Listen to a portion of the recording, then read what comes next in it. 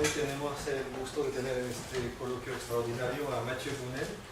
Mathieu es profesor en el Museo Nacional de Historia Natural en París.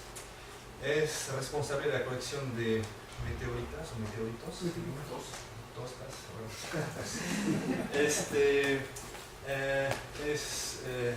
un experto en su área y en el transcurso de los últimos 10 años uno de los grandes problemas de esta rama ha sido la explicación de los elementos de radioactividades extinguidas del sistema solar, y él propone una explicación que nos va a presentar hoy, que nos permite, que nos da acceso a la genealogía del sistema solar, con sus papás y abuelos.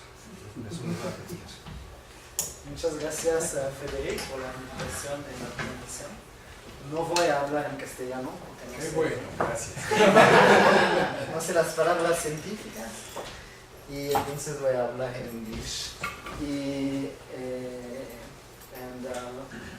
I didn't really realize that most of you are physicists, so it's quite astrophysically oriented talk. But I try while I say to make things as understandable as I can. So basically what I'm going to try to do is to explain some properties of meteorites, and getting to explain them will help me to constrain the history, the genealogy of our solar system, meaning from which types of star clusters we form. So as an introduction, meteorites, as you know, are rocks, and they are very complex, so you will not have to remember all of this. This is just to give you a flavor of what a meteorite study can be. It can be like the activity of a Renaissance monk, just doing classifications. But they are rocks, and this means that you get to study them in the laboratory, right? And maybe only one thing that you need to know about meteorites, that there are two main types. Chondrites, which are undifferentiated rocks, which means that they're formed in the solar protoplanetary disk and have not changed then. And you have also differentiated meteorites, which come from large parent bodies, large asteroids, or large planets, which have melted. And being melted, the iron has segregated in the core, and the silicates have remained in the mantle. So this is like the Earth, basically. But the meteorites, which are interesting to constrain the astrophysical context of solar system formation, are these ones, the chondrites. And they are called chondrites because the main component of them are chondrules, and chondrules have all this little sphere you can see, right, which make the bulk of the meteorite. And another very important component of the chondrites are these white objects, which are called calcium aluminum rich inclusions, so which are rich in calcium and aluminium. And these CAIs are the oldest solids that we have dated. They are 4.567 billion years old, and this gives us the time zero of the solar system. So why these objects are so interesting? Because what we believe that the components of chondrites, CAIs and chondrules, form in the solar protoplanetary disk well before the planets form. So studying these components and comparing them to astronomical observations of stars forming now, we can get quite a current story of the history of the formation of our solar system, of the first million years, when there was no planet and there was just a protostar surrounded by a protoplanetary disk. So there are many things you can do with chondrites. And one thing which is very interesting are these radioactive elements called short-lived radionuclides. So these are radioactive elements with half-lives in the range of 1 million years to 100 million years. They were present in the early solar system, we know it. I'm going to show you in a minute how we know it. And now, obviously, they are extinct, right? Because the half-life being 1 million years or 100 million years, and the age of the solar system being 4.5 million years, they're not there any longer. But we know that they were there through the detection of the excess of their daughter elements. Okay? And as we will see, their presence in the early solar system is quite a mystery. And this is this mystery that I've been trying to solve. So just very quickly to show you the way these elements are detected, the excesses of the dot elements is done with mass spectrometers such as this. Okay. So this is this kind of instrument with which you measure isotopic ratios. So how do we know they were there? Because they're gone. Okay. So this is what we call an isochron plot, and this is what proved that there was aluminium-26, which is a radioactive element with a half-life of 0.7 million years. This is how we know this was present in the early solar system. How do we know it? Because we measure in some object, we measure the magnesium isotopic composition and the aluminium to magnesium elemental ratio. And what you see, here are the experimental points, and what you see that the more magnesium-26 excess you have relative to the terrestrial value, which is here, I mean, the excesses do correlate with the abundance of aluminium-27. So this showed that the origin of this magnesium-26 excess comes from the decay of aluminium-26. And not only does it establish the past presence of aluminium-26, but from these measurements, we can estimate the value of the initial ratio aluminium-26 to aluminium-27 in the solar system, which was 5 × 10⁻⁵. Okay. And from this ratio, because we know the concentration of aluminium-27, we know also the concentration of aluminium-26 when the solar system formed. Okay. So this is quite well established in our field. And not only was aluminium-26 there, but there is a long list of short-lived radionuclides which were present in the early solar system. So here you have the radionuclide, here the half-life, the daughter element, the stable reference isotope. And the only thing you want to remember from that table is that you have a large diversity of half-lives, ranging from maybe a few 100,000 years to 100 million years. Some of them in orange, we are not totally sure they were there, and in violet, these are some elements for which we are not sure about the initial abundance. Sorry? Yes. What is the age of the solar system compared with this table? It's 4.5 billion years. Okay, it's very long. It's very long, so all these guys have decayed, all of them, and we know they were there because we measure excesses of their daughter elements. So they're gone. I mean, they've been long gone. But we know they were there through the excesses in this matter related to the terrestrial composition of their daughter elements. Sorry, what do you take as a reference to know that there is an excess? The terrestrial value. Terrestrial value, yes. Which is the normal value of the solar system. Or the planet. You know that? Or Yeah, you we see know that. Like the moon has the same isotopic composition, the bulk isotopic composition, we know that. There was the solar system isotopically was quite well homogenized at the beginning, right? Because there was turbulent mixing, and even if the material came from different sources, it was eventually homogenized. So now we need to understand why these guys were there. So the ones with the longer half-life, say larger than 3 million years, it's quite easy to understand why they were there. Okay, they've just been produced by many stars, like many supernovae, like any other stable isotopes, and they made their way into the forming solar system. It's not a problem because they decay slowly, right? So once you form them, they live their lives in the galaxy and they incorporate star-forming regions. It's not a problem.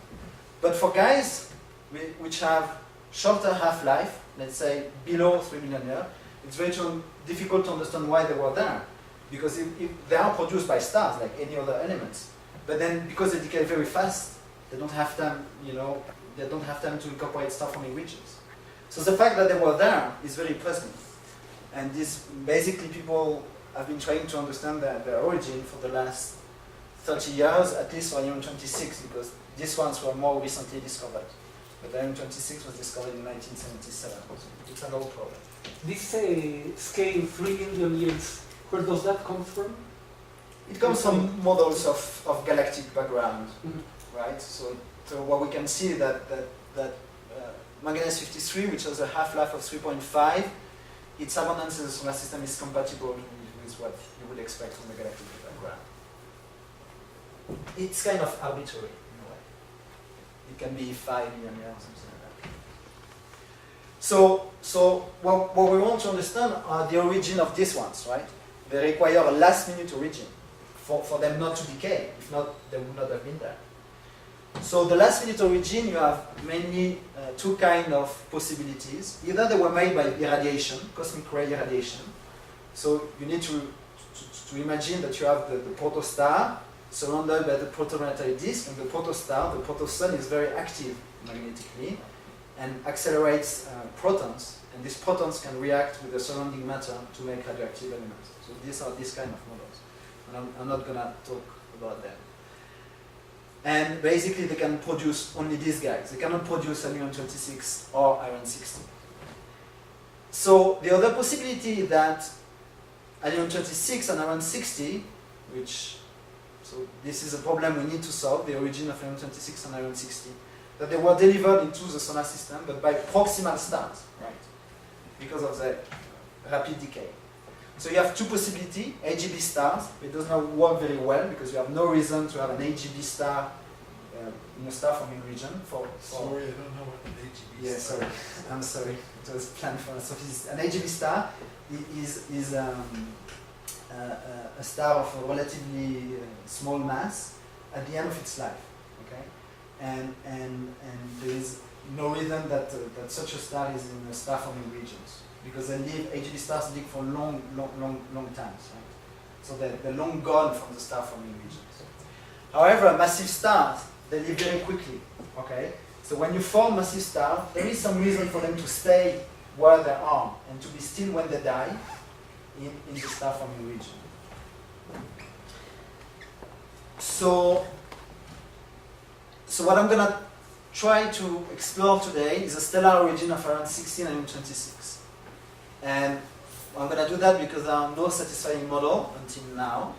And this is a key issue in cosmochemistry for at least two reasons. One, it provides an astrophysical context for the formation of the solar system. This is what I'm going to do. And also these short-lived radionuclides can be used as chronometers. Okay? Exactly like you use carbon-14 in archaeology to date human artifacts. You can use these radioactive elements to date events of the first million years of the solar system. But to do that, you need to know how they were formed. So basically, the crucial thing, as you have understood, is the timing, right? Because they decay fast, relatively fast. You need to find an astrophysical context which is compatible with that. And the classical model to explain the presence of Aluminium-26 and Iron-60 in the solar system is that you have a nearby supernova. So a supernova is a massive star which explodes. And when it explodes, releases all sorts of elements, all the oxygen that makes you, for example, but also radioactive elements in the interstellar medium. Okay?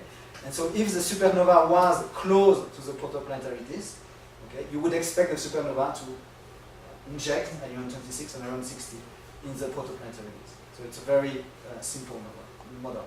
And in a way, you would expect supernovae to be in star-forming regions because supernovae come from massive stars, and massive stars, they live only for a few million years. Okay, so they are born, they evolve very quickly, and they die as supernovae. So basically, when they die, they're still where they were born. Okay, unlike less massive stars like AGB stars. So this is a classical model which has been around for 30 years. And first, there is one problem with that model which comes from nucleosynthesis data.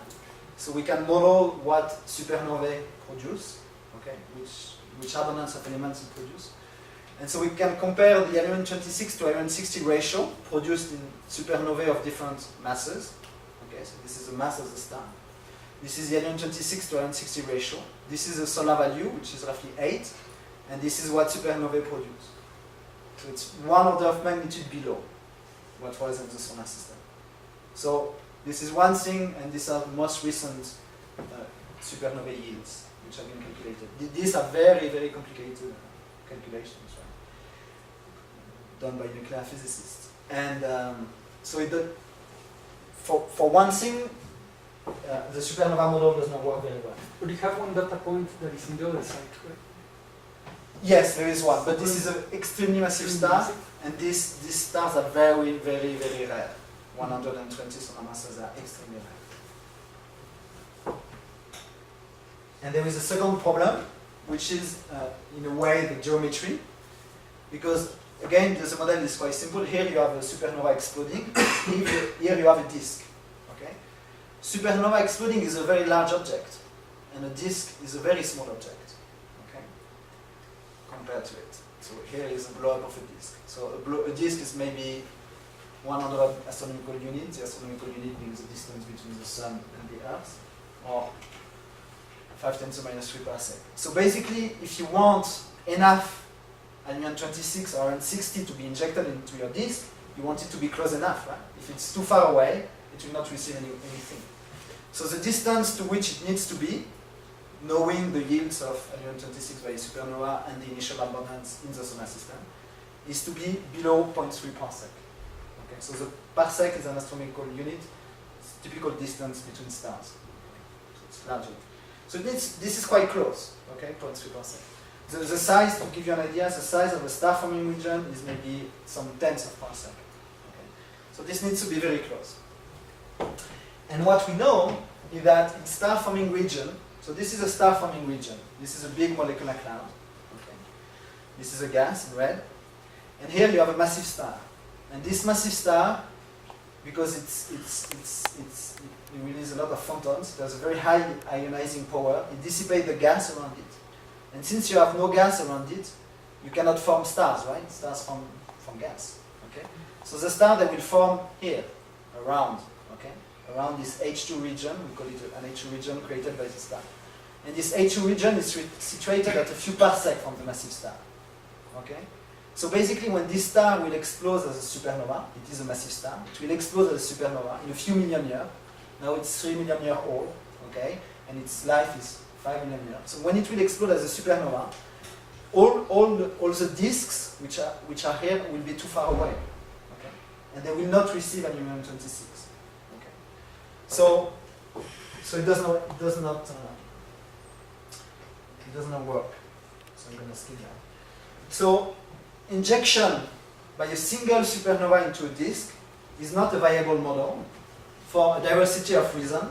First, because it does not work with the nucleosynthetic knowledge we have of supernovae. Okay? And also because it does not.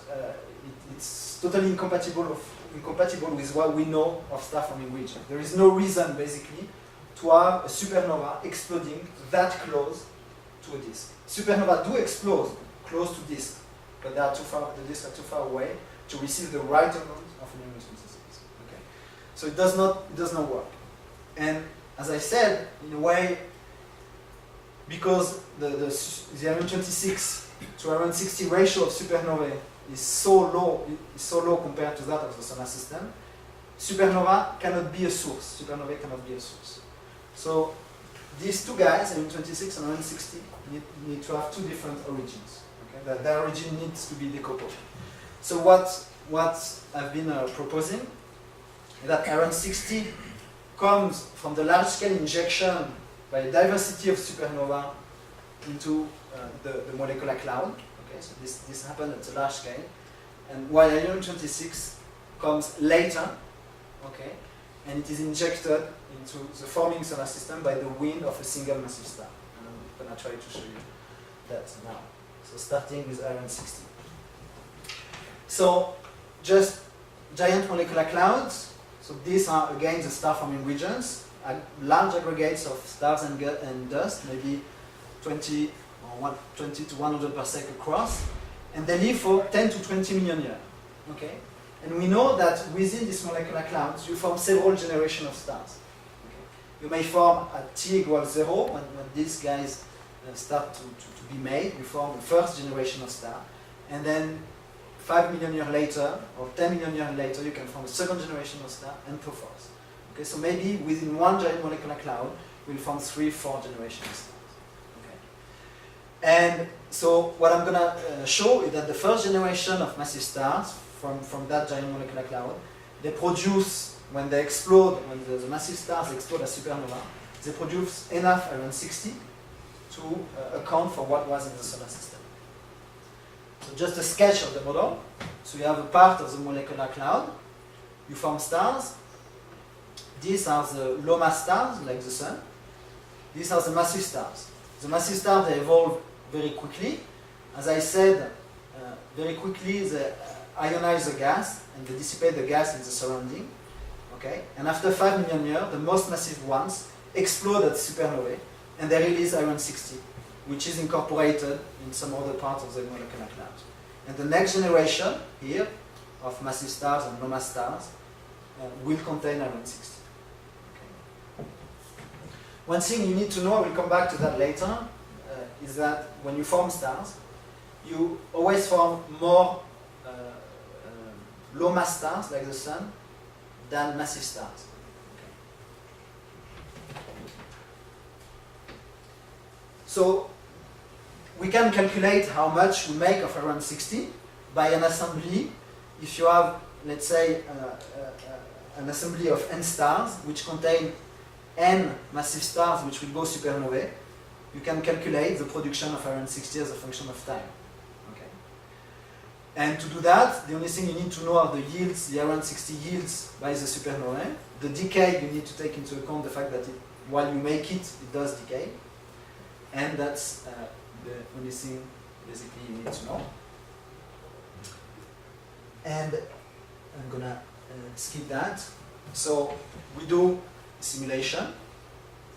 And so this is around 60 produced by the first generation of stars as a function of time. Okay.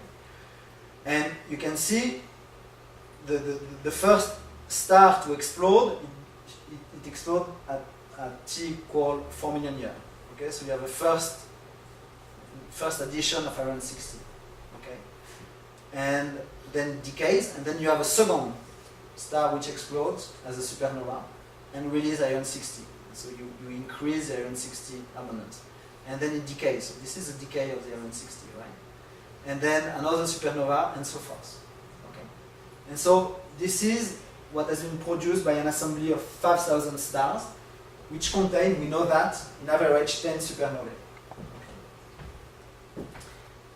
But, so this is like a Monte Carlo model, and this is one realization of the Monte Carlo model.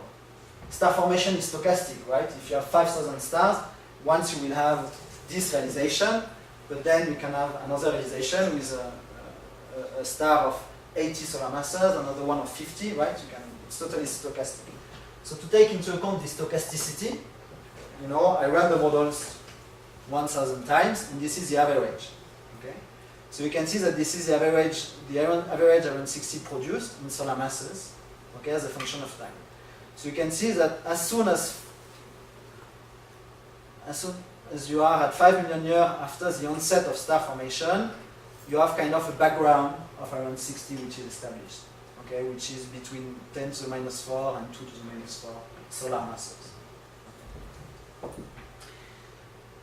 So this is the production of iron-60 by supernovae from a first generation of stars. Okay, and what you produce is a lot. It's 300,000 times what you had in the solar system.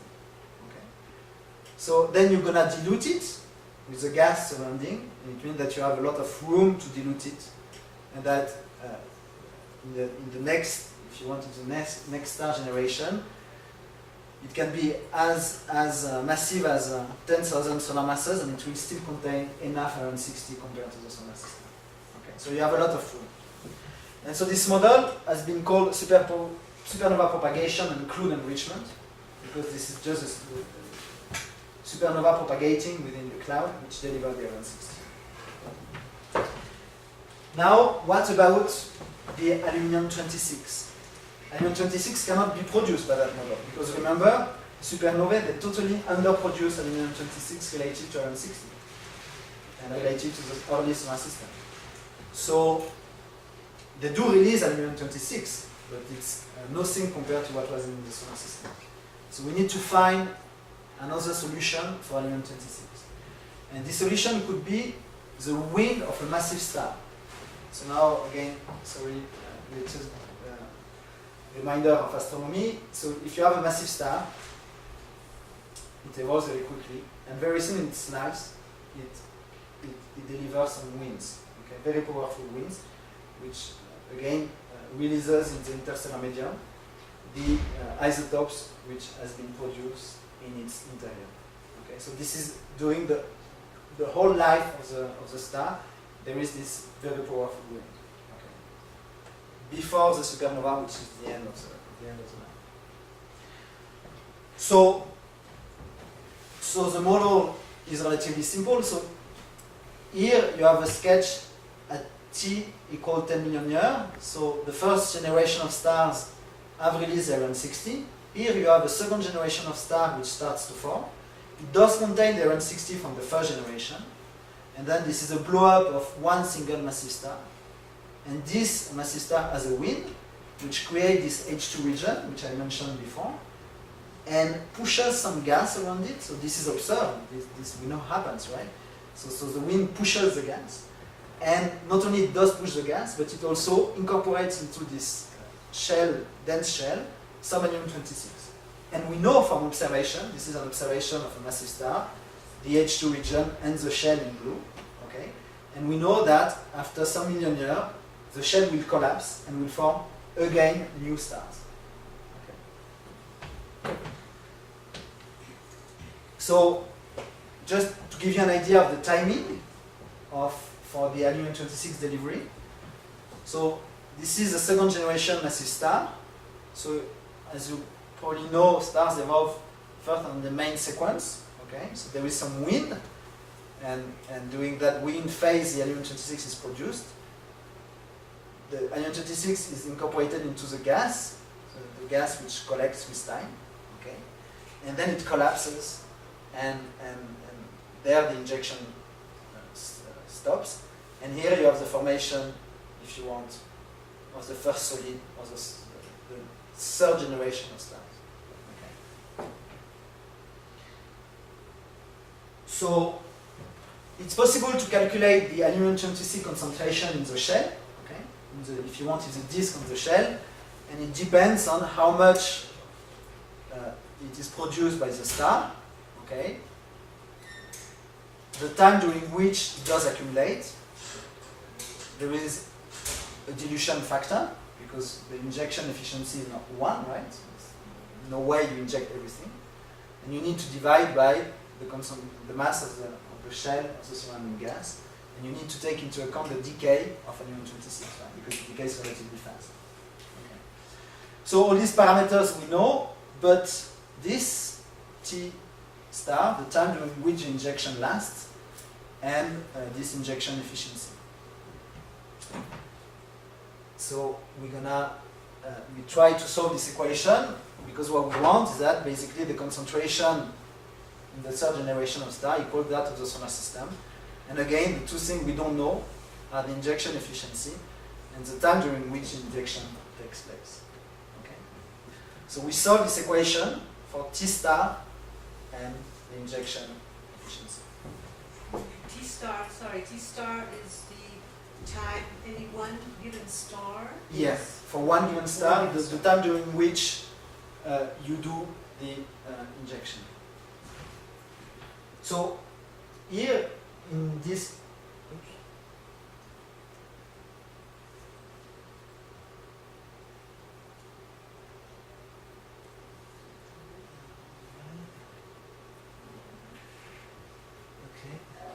so here in this calculation, obviously what is essential is how much the star produces of helium-26 during the wind stage, right? So this again is very, very complicated nuclear physics. You know, that's nuclear stellar physics. There is one group in the world which is specialized in that, which is at Geneva. It's Georges Menet and Nader. And so Georges Menet is a collaborator on that study, and he has calculated for stars of stellar metallicity the production of helium-26 with time for a set of stellar masses. So you can see that, you know, the helium-26, let's take this 60 solar mass stars, steadily increases to a few to 10 to the minus 4 solar masses with time. Okay, and this is when the star dies, when it stops. Okay. So now, yes. Are these the rotating models? Yes, these are. Yeah, these are the rotating models. Yes. These are the most up-to-date models. There are a few. So rotation is taken into account. They took into account also improved mass loss rate, and this is based on the new solar abundances by astronomical collaborators. And basically, for my concern, the important thing of that model is that Alnium-26 is delivered during the whole lifespan. In previous models, when rotation was not taken into account, Alnium-26 could not be brought up to the surface, right? Because Alnium-26 is made by nuclear reaction deep inside the star. So if you want to bring it into the surface, you need some convection, you need some rotation. So now we can solve the equation we want to solve. And so we have eta wind as a function of T star. And you can see that for all these models but the 25 solar mass model, which basically does not produce enough Alnium-26, there is a diversity of solution. Right? Each of these points is a solution.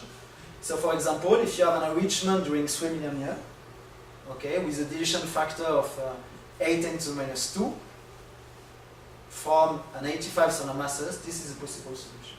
So we have many possible solutions, which is quite satisfying, right? I would not like so much a model which say it has to be a star of 43.5 solar masses, which does enrich it for 5.3 million years with dilution factor of 0.21, right? And we are far away from knowing exactly what happened, right? So the fact that we have diversity of solution, as long as we consider stars, this is a very important constraint, more massive than 30 solar masses. Okay. So there is, as just I said, a range of solutions as long as the massive star, which does inject Alnium-26, is more massive than 30 solar masses. And so the injection efficiency can range from 0.02 to 1, and T stars range from 0.7 to 6.2. And here are a few examples. There are many possibilities. Now, what we can do is that we're gonna try to constrain the solar system genealogy. Because basically, to deliver enough Alnium-26, the massive star needs to be more massive than 30 solar masses. Also, we don't want to have, in the second generation star, we don't want to have too many stars. If I go back to that sketch, if here in the center you have too many massive stars, the wind will be so powerful that you will not have a shell around it. Okay. If you have 5 or 6 massive stars in here, okay, the wind and the ionizing power will be so big that will open a super bubble, right? And you will not have this shell around it. Okay, so we don't want a super bubble to open. So we don't want the total number of massive stars of the second generation to be too large. And we know that superbubbles occur when the number of massive stars is larger than 5. Okay. So we have two constraints. We want the cluster we are considering to contain at least one star more massive than 30 solar masses, but we don't want it to contain more than 5 massive stars. Okay. So if we put these two constraints together, this is for a given site, for a given. Yeah, I mean, this size is a number or a density of massive stars? no, this is absolute numbers. Absolute and numbers. then it will give me a constraint on the total cluster size. Mhm. So this is a distribution probability. I want these two conditions to be realized. Okay, and we know from the properties of star formation, from what we call the IMF, the initial mass function of stars. As a function of the number of total stars, we can do a Monte Carlo simulation of this conjoint probability. And you can see that the total number of stars for which this condition is realized best is roughly 1,000 stars. Okay. So this tells us that most likely the parent generation of our solar system had roughly 1,000 stars. It could not have been much more, because if it had much more, you would have many massive stars, and then the shell around it would not exist. And it could not be much smaller, because if it was smaller, you would not have a massive star such as a 30 solar mass star. Okay. So it's all this reasoning is always based on this idea that when you make a set of stars, you always make more massive stars than less massive stars, and we know the distribution of that, right? It follows a power law distribution, which is called the IMF, which we know very well. Okay. Kind of very well. So the sun genealogy, so the sun itself was born in a shell of roughly 1,000 solar masses, and we know, making reasonable assumption, that in such an amount of gas, you would form 600 fellow stars. Okay? And we know also, this is from the properties of star formation, that when you have 600 stars, you don't have a massive star. So the very rich generation of our sun, brothers and sisters, there was no massive star, and there were a couple of hundred people, a couple of hundred stars. Okay.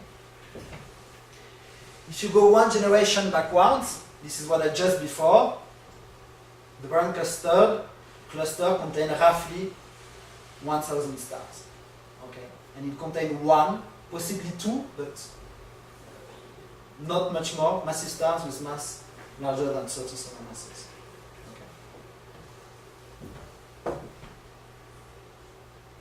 And now we can go back to the grandparent generation, with that which delivered around 60. And obviously, the more we go back in time, the less constrained it will be. But from the model I exposed before, basically you will have 5,000 or 10,000 stars, which are needed to deliver enough around 60 to account for what was in the solar system.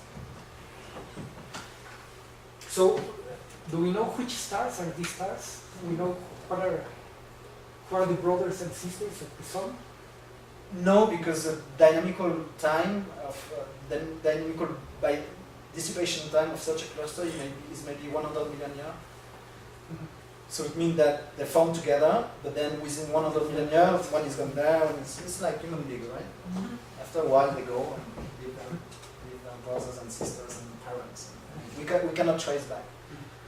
So some people try to do dynamical simulation, but I don't think it has given any results from. So you mean that the nearby stars, solar-type stars, do not necessarily belong to the original cluster? Ah, no, not at all. It's all. Now, the sun has made, I think, 20 times the 20 revolution around the galactic center since it was born. So can you imagine how many different stars, forming regions, star clusters that met and interacted dynamically with, and so everything is. So the only way we can trace back our origin is using meteorites, right? And comparing to the formation of other stars, right? I mean, all this reasoning, all I've been trying to do is to link what we see in meteorites with what is observed now in other star-forming regions. This is the only way to travel back to our past. So basically we have like a comprehensive scenario for the origin of short-lived radionuclides. So the ones which have the longer half-lives are made by many stars at the galactic scale, if you want. Then around 60 is made at the scale of a giant molecular cloud, like relatively large assembly of stars. And around 26 is delivered by the wind of one star belonging to a cluster of 1,000 stars.